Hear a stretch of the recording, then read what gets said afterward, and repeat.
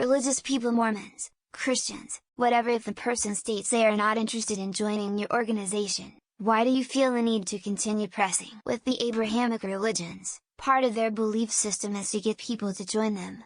It's in all their literature. It is their mission. They will not leave you alone until you have found Jesus and are saved, or whomever their chosen savior may be. That's what I'm praying for you means too. They aren't praying for your well-being, they're praying that you will find Jesus so you can be saved. Some of the more blatant scam religions that have come about in the last century: Scientology, Jehovah's Witnesses, Mormons, are doing it to expand their cash flow under the guise of goodwill. I'm an Orthodox Christian. The way is not to stand on the street corner and shout, but to live a Christian life and be an example of Christ through our actions, prayer, almsgiving and fasting. This is how it has been done for the first 1,000 years in the West and currently in Orthodox cultures. From a business standpoint, one doesn't spread the faith by telling people they're going to hell or annoying them. Christ says, "Those who have ears hear." I apologize for my American evangelical brothers who may have discouraged everyone here to make we even ask this. From a Muslim perspective, there are two main reasons. 1. Converting someone into Islam is handsomely rewarded. The Prophet said to Ali, may Allah be pleased with him, "By Allah, if a single person is guided by Allah through you, it will be better for you than a whole lot of red camels." Source: Bukhari. Muslim. 2. In the mind of a Muslim, they are saving someone from the fire of hell. Imagine your neighbor is sleeping, and their house is on fire. You would do anything to wake them up, so to speak. I don't. There is a huge difference between Mormon and Christian missionaries and proselytizing in general being the easiest example for outside observers. As a Christian, it's clear this faith is based on love and joy. Why wouldn't I want to share that? Fear, anger, and hate-mongering are not consistent with what I've read in the Bible or learned from studying Jesus' life and teachings. If someone is open to the conversation, then great, but pushing will never work and completely defeats the core of the message. I've never once done that.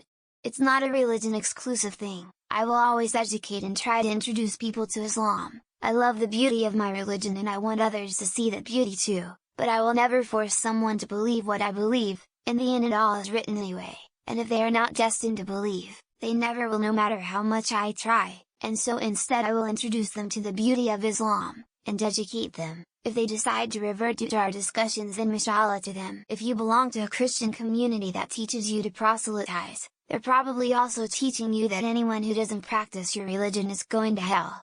So if you believe that, then by proselytizing, you're trying to help them.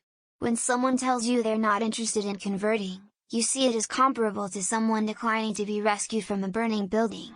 I'm an atheist, so please don't conflate this explanation with my own beliefs. So I'm an atheist, but this is how it was explained to me.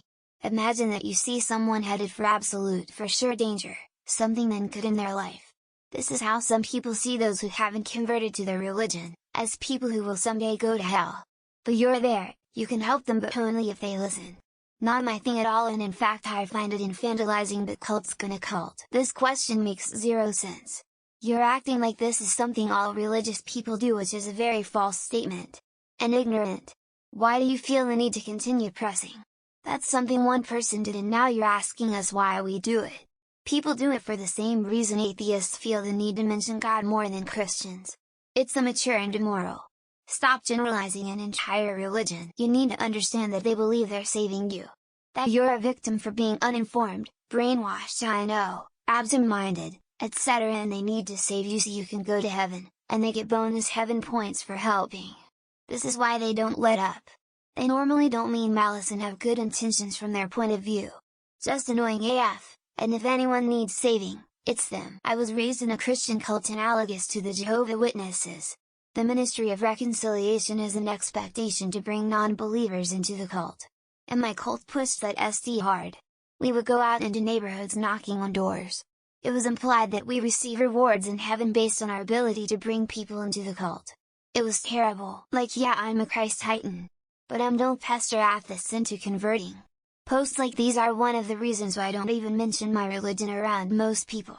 Because a lot of them will jump to the conclusion that I'll try to Jim Jones them or act like they'll go into hell, Hades, a shadow realm, if they don't join my club. To me, as one of Jehovah's Witnesses, it's not trying to convert people to our organization. It's about educating people about God, and His Word, the Bible, and the wonderful promises that are found there. What people decide to do with that knowledge is up to them. I just want to make sure they have the opportunity to learn. I asked a JW at my door this once. They said if your neighbor's house was on fire, would you go knock on their door and tell them? They actually think they are helping people escape hell. They were actually pretty nice about me telling them not to come back. They were nice folks but misguided. There's an aspect I find bewildering. If heaven is so glorious, I'm not insinuating otherwise, why constantly approach the heathens, sinners? Why do you want us there if you have to convince us of the glory when you can move on eventually having the glow of divinity to yourself? I'm from a religion that doesn't have proselytizing Judaism, and we actually have the opposite. It's Jewish tradition to tell prospective converts no twice before giving them a yes to start the conversion process if they try a third time, to make sure they're really serious. I don't Lutheran here. We just try to help out the community and the world. If people want to come and learn more, great.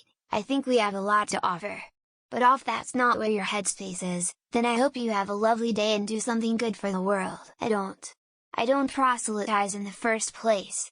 I was raised evangelical though, and I can tell you they drill into your head that you have to make converts to save people from hell and that other people's afterlife is basically your personal responsibility. Hi, I'm Mormon. We do not go by the term Mormons anymore, we are LDS.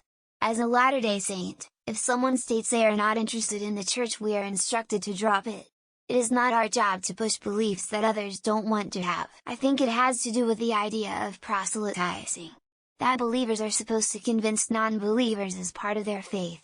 Some people go overboard with the concept, but it was used to justify countless horrors over the years. If you had the secret to eternal life and joy, would you keep it to yourself?